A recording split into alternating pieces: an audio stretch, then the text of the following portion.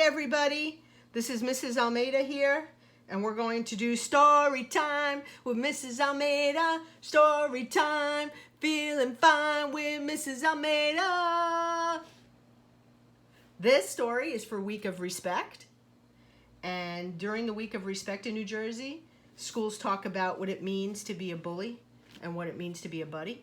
So I wanted to share this story with you that mostly all of you know, but it's a great story.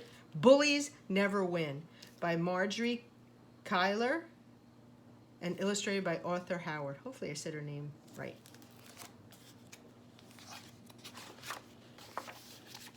Bullies never win. Jessica was a worrier. She worried night and day.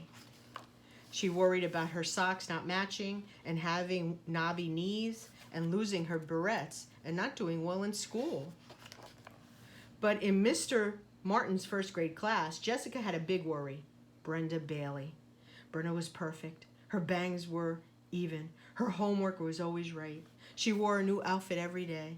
And she scowled when Jessica did something better than she did. So scowl is that look, like, huh. If Jessica got all her homework right, Brenda would say, I bet you cheated. So Jessica hid her homework. If Jessica wore a new skirt to school, Brenda would say, your legs look like toothpicks. So Jessica started wearing pants.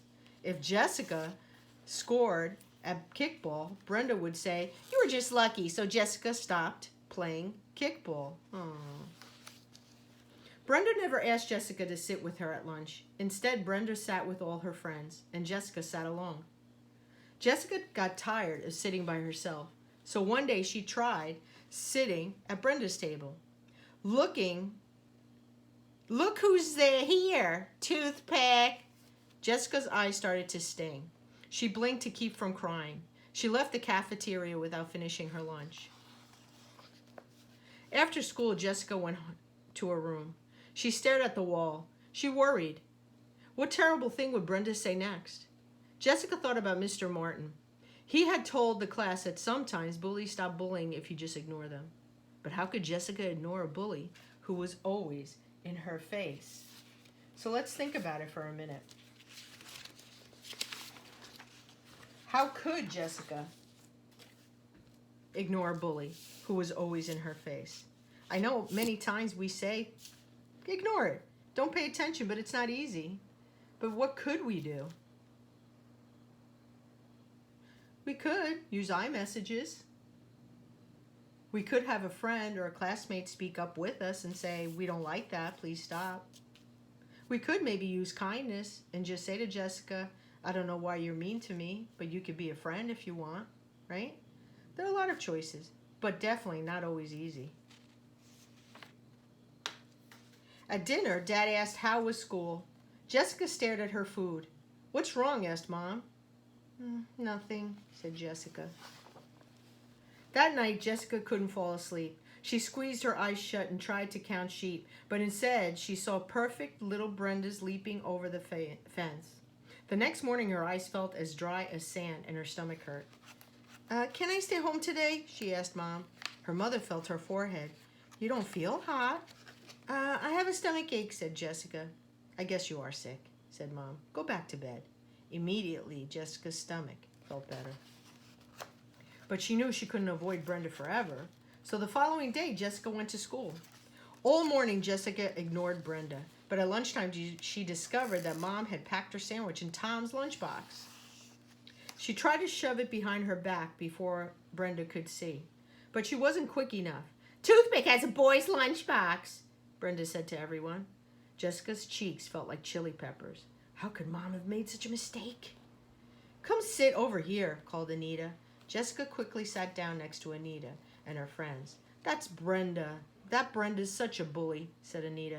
You should stand up to her. But Jessica couldn't. So I'm thinking a little bit about this, too. What do you think about Anita? What was she doing? Being kind, right? Being helpful. Maybe she could stand up with Jessica, right? Let's see. When she got home, Jessica told her mother, you packed my lunch in Tom's lunchbox. It's a boy's lunchbox. I was in a hurry, said Mom. I'm sorry. She paused. What difference does it make? Your lunch is your lunch no matter what it's packed in. It makes a big difference, said Jessica, and she burst into tears. This can't be just about lunch boxes, said Mom. It's about Brenda, said Jessica, hiccuping between sobs. She picks on me. She calls me toothpick today. She teased me about Tom's lunchbox. That's terrible, said Mom. Have you told her how you feel? No, cried Jessica. Then she'd really make fun of me. Why don't you talk to Mr. Martin, suggested Mom. If he knew that Brenda was bullying you, he'd do something about it. That's a good idea, right? For her to speak to the teacher. That night, Jessica tossed and turned.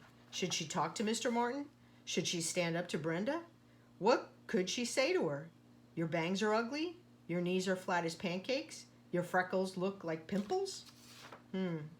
What could Jessica do?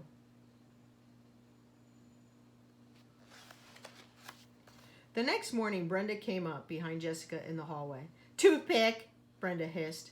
Jessica's heart began to pound. She thought about what her mother had said. She turned around and blurted, I'm going to tell Mr. Martin if you keep picking on me. Tattletale, said Brenda, and she stuck out her tongue and ran into the classroom. Now, she called her a tattletale, but when you need to get somebody out of trouble and you need help, that's called telling, reporting, so it's not tattling. At lunch, Jessica sat with Anita again. Brenda was at the next table with her friends. Hey, Toothpick, called Brenda. Did you bring your brother's lunchbox again? No wonder you're so skinny. You eat baby food. Jessica stood up. Enough was enough. She put her hands on her hips. In a loud voice, she said, Toothpicks may be thin, but bullies never win. Brenda blushed. Her freckles turned pink. For once, she didn't say anything. Jessica threw back her shoulders and marched out of the cafeteria. At dinner, Laura asked, Did you stand up to bully Brenda? Why didn't she like my lunchbox? Asked Tom.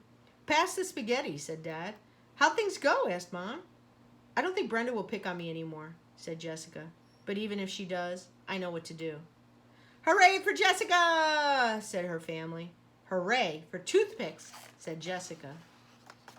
And that night, Jessica fell asleep without any more worries.